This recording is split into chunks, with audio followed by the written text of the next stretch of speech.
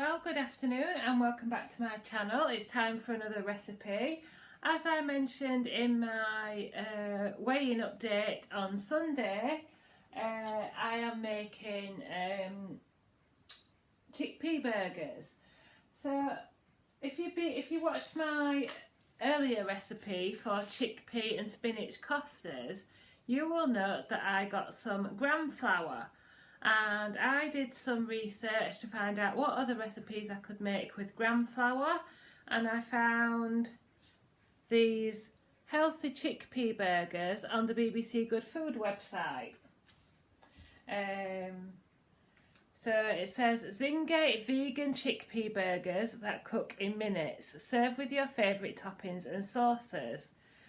So actually I've got here, each serving provides 298 calories, 12 grams of protein, 37 gram carbohydrates, 10 grams of fat, 8 grams of fibre and 0.4 grams of salt. And on Slimming World I'm using 25 grams of gram flour, which is 4.5 sins. So the burgers will be roughly about a sin each. So what we'll need is 400 gram tin of chickpeas drained, 160 gram tin of sweet corn drained,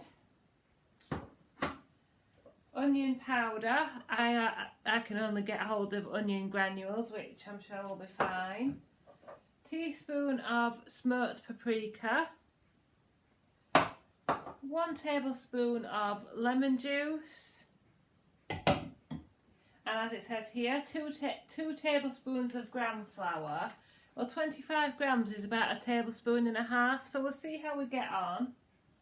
And it says 2 tablespoons of rapeseed oil. Well, that's actually to brush the burgers and to heat the pan up. So you can either sin the rapeseed oil, check the sins yourself, or you can use Fry Light, which is free on the plan, and just spray the top of the burgers and use this for your frying pan.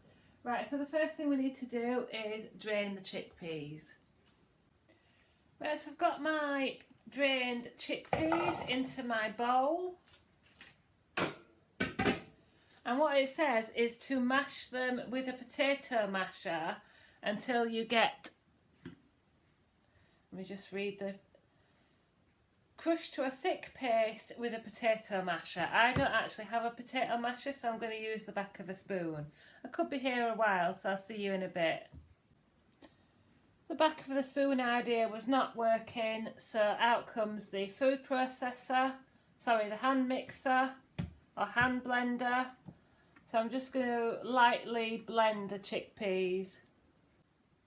There we go, just a minute or two of blending and we have a thick paste. Obviously if you have a potato masher you can try the potato masher. So now I'm going to add in my drained sweet corn. Oh, there's loads there. And I'm going to add a tablespoon of smoked paprika. Sorry, a teaspoon.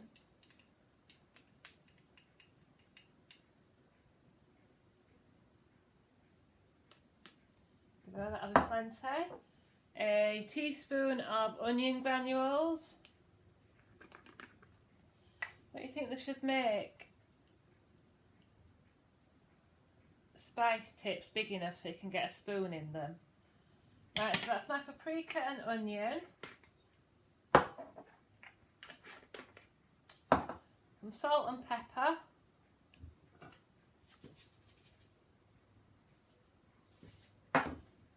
And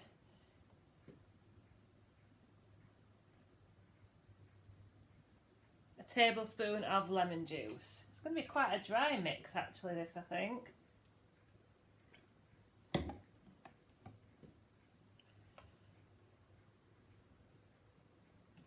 And then I'm going to add, I'm not going to add it all yet. I'm going to add excuse me, I'm going to add, I don't know,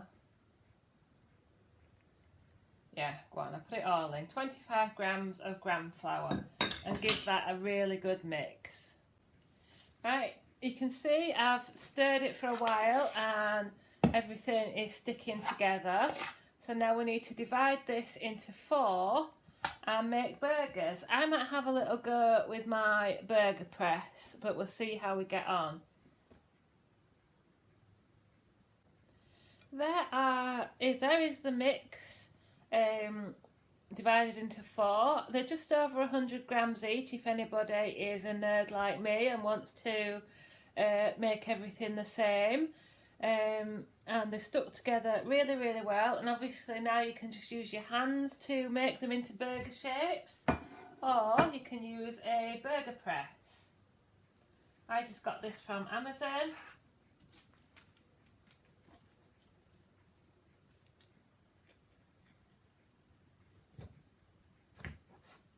Give it a couple of presses